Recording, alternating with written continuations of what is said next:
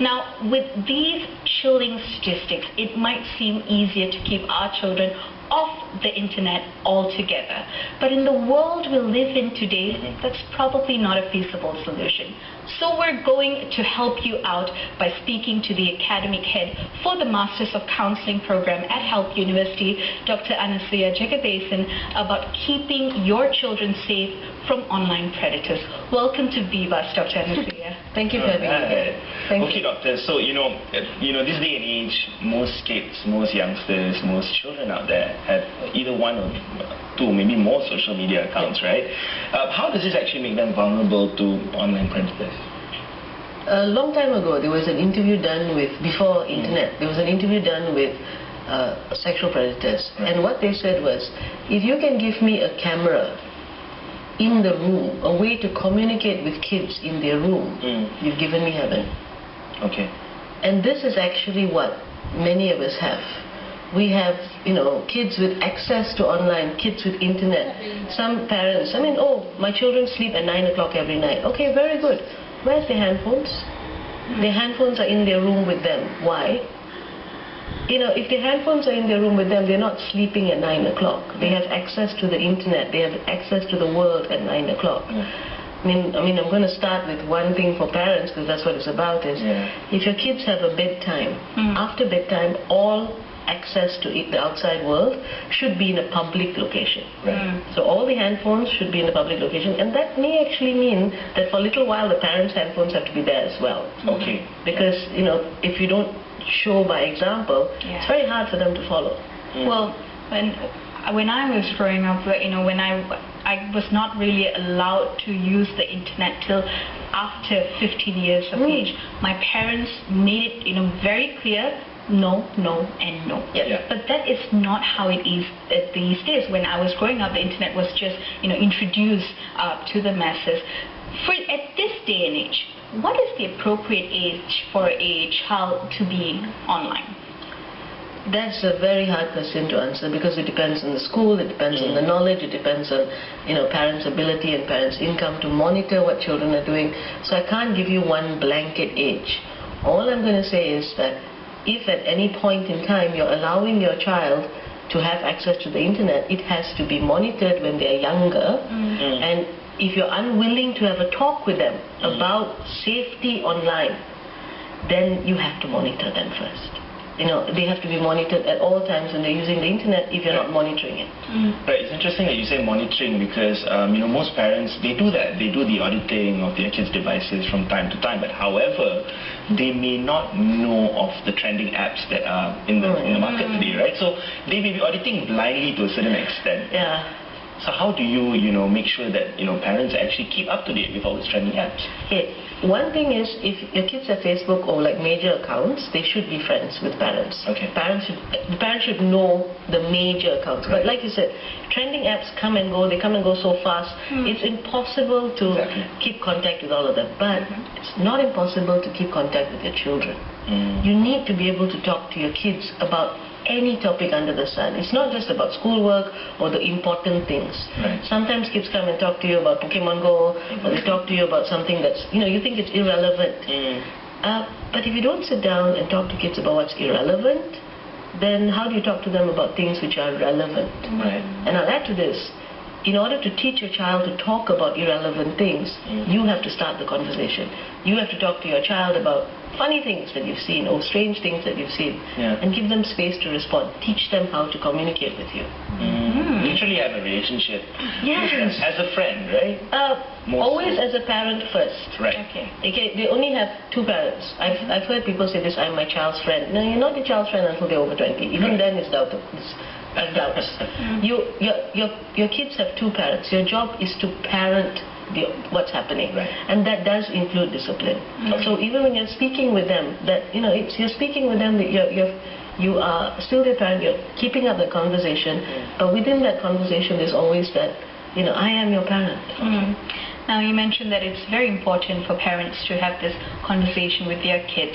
And some experts actually suggest that they start having this conversation at a very early age. Now, what are your thoughts on this? As soon as you're letting your kid go online unsupervised, you have to have that talk with them. And this includes if you're giving your handphone to the child to swipe, and your handphone is online. Okay. That's online, and you're walking away. So you're giving it to them for 20 minutes. No? The handphone acts as a chupi. But the only problem is it's online. Yeah. Please, number one, switch it offline. Put it on airplane mode when you're letting a really small child play with it. If not, monitor what they're doing or have that conversation with them. If you believe that your child is old enough to hold a device unsupervised, they are old enough to have that conversation, because I tell you this, the predators believe they are old enough for a lot more stuff than that. Right, right. And despite taking all the safety precautions, I mean, sort of like safety measures in that sense, making sure that we don't let them have the phone for too long and stuff like that, safety precautions have to be taken. And, how do we begin the discussion, with our kids, of course, about safety, internet safety itself? Okay, it does go to slightly age-appropriate discussions. So the first one is stranger danger, and stranger danger online is important.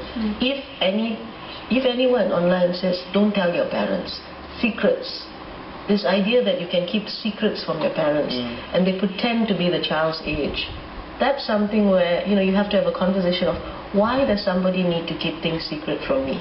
Right. Why would it be? And start it off with a conversation and see, then maybe they come, because maybe they're doing something bad and they don't want you to know. Right. But if you just tell a child, they're more likely to reject what you're saying, because then, it's cool to do something my parents don't like. But if they understand why, but that does require more than a 5-minute conversation. That requires a long conversation. Doctor, just listening to you mention words like secret, don't tell your parents. My heart's racing, because I don't want any of the children that I know, or any children at all, to be in a bad situation. At the same time, like you mentioned earlier, having the conversation with your children and telling them, sometimes it's not effective. Now, could you suggest some methods, maybe some stories or creative methods that parents can use to relate the dangers of internet and how to stay safe online? Okay. This is a very wide. You've actually asked a very wide question. So I'm going to go and I'm going to break it down a little bit. Okay. If we're talking about children staying safe online, one of the biggest issues, and now it's New Year, Christmas, and we've kind of noticed that people post a lot of pictures of their children online. Right. And I've had parents actually scold me for telling them, maybe you want to not put that picture of your kid online. And parents will scold because they think that it's okay. Yeah. And what's wrong? There's no harm. Well, Richard Huckle last year in Malaysia is a hub for, is a hub for this type of things, where people use or they find their victims via Facebook and via internet and via Snapchat and via Instagram. So what are they looking for? They are looking for pictures that they can decontextualize. Okay. When you have a picture of a child alone, and as innocent as you think that picture may be, it is ridiculously easy to decontextualize. Now, this is an example. Now, this is actually an example of a very cute kid. That's my brother. He's passed away. I hope he's okay with me using it. And this is the picture that you may have online, any family may have online. Now, watch what happens if I just add words. All right, there you go. Oh, wow. Yeah, that changes the whole picture, doesn't it? That changes the whole context. When you have a picture of a child alone, what's in the predator's mind is that this child is talking to me. They are connecting with me.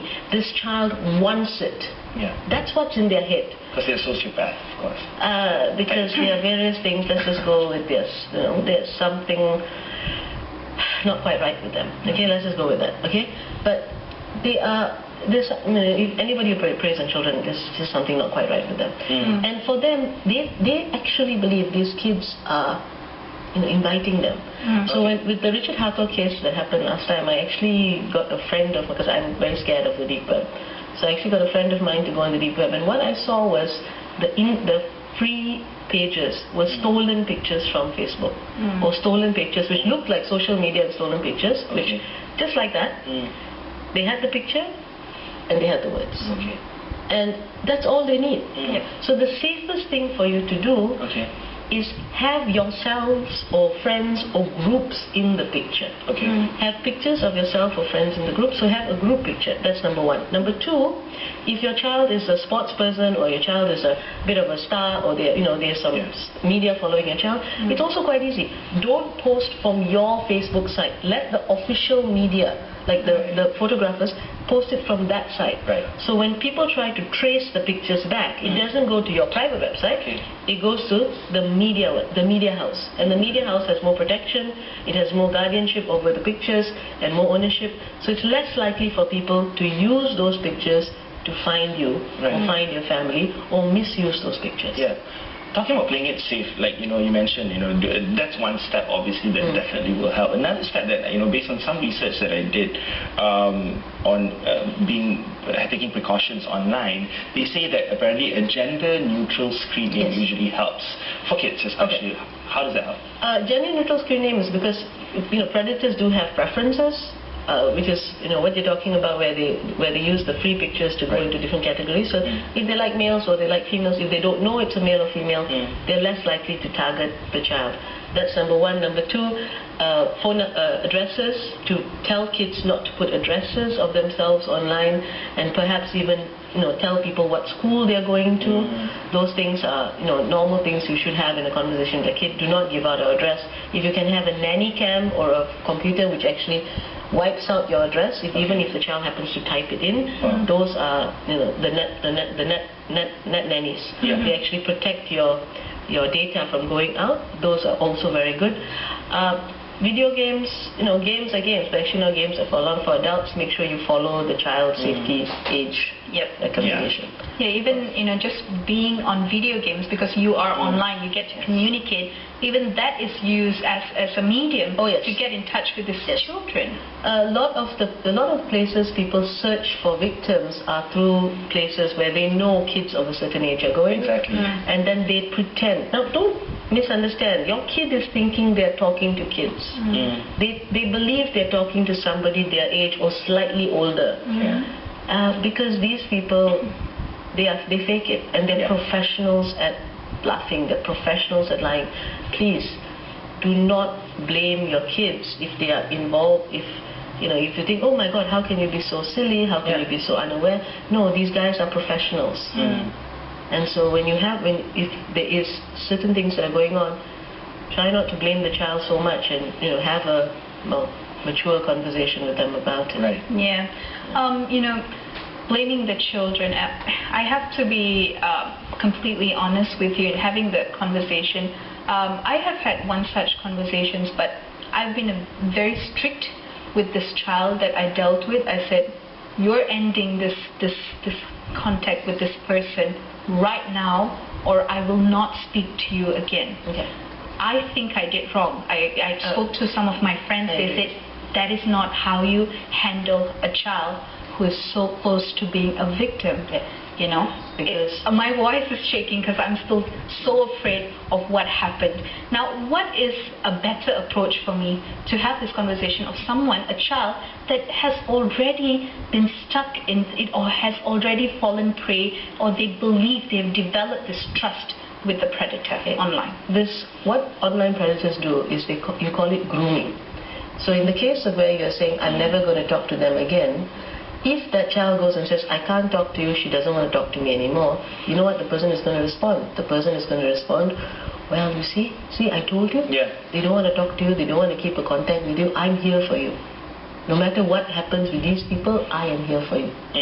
They twist trust. Right. They twist childhood trust, and that idea of secrets. I'm your friend. I'm always be here. I'm the person that you want.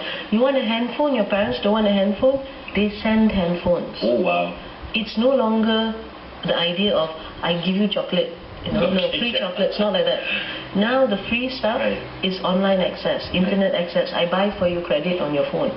Your parents don't give you credit, I'll buy the credit for you on your phone. Those are the things which are being offered. That's why they are so savvy.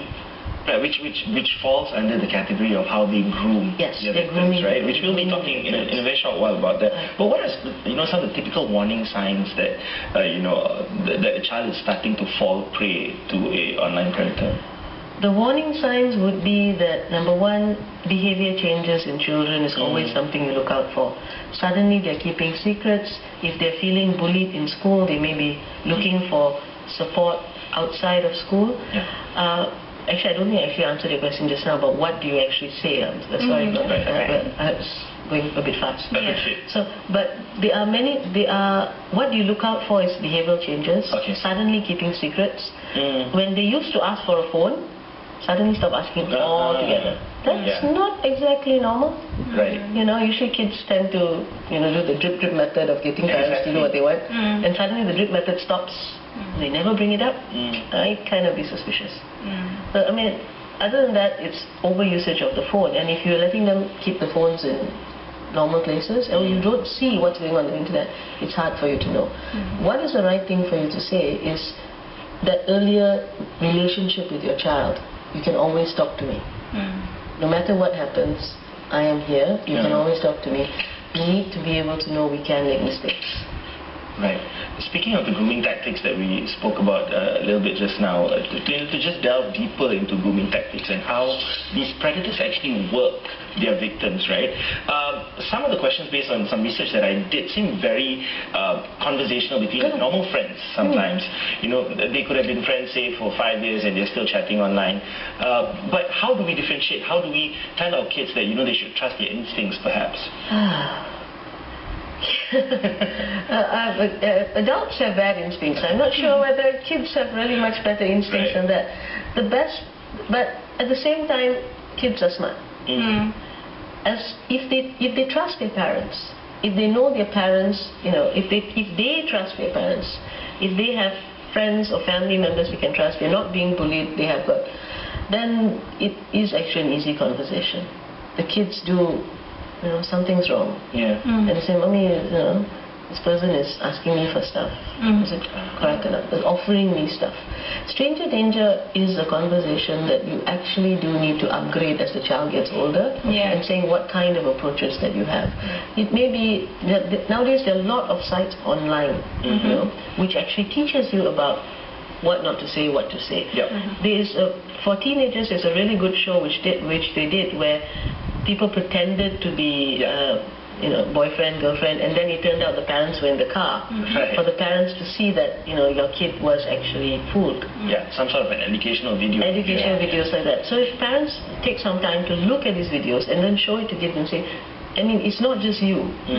Because kids don't want to be the only one who was silly. They don't want to be the only one who was. They don't want to be targeted as how can you be so? No, it's something that these guys are so good at. Almost all young people are targeted by it. It can be, everybody. So take some time, look for these shows online, and share it with your kids and say, look, this happens to other kids. So if you think something is like that, come back to me. Got it. Yes. And never, ever, ever, ever, ever meet anyone. This is for any age. Online alone the first time. It doesn't matter how old you are. It doesn't matter whether you know black belt in karate. I don't care what your story is. The first time you meet someone who you were introduced to online, public place during the day. Go with someone. It even works that way with adults. Yes, What more children?